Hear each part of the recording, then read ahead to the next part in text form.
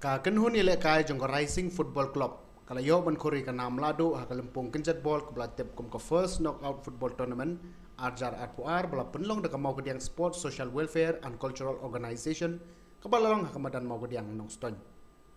kanam job jong ka Rising FC kala wan hadin bakalala ban penlem no e kalang PFC da saula shikol leng ba ka tie breaker kata hadin ba baro art leki team kila ya khaj no da marshikol ha ka jing ile kai jong ki khandai 4 minute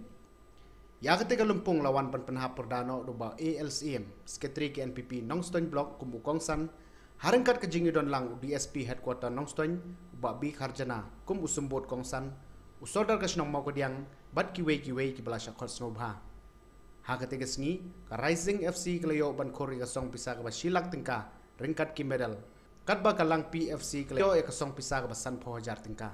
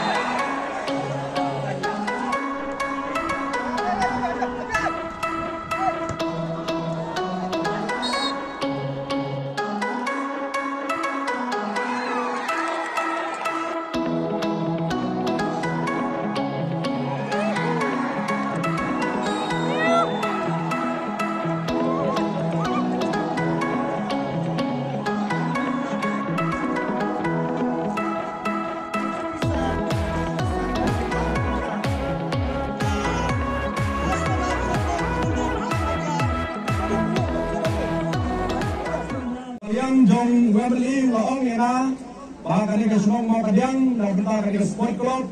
akan di senam labu nak bentar ke podium mangni akaba i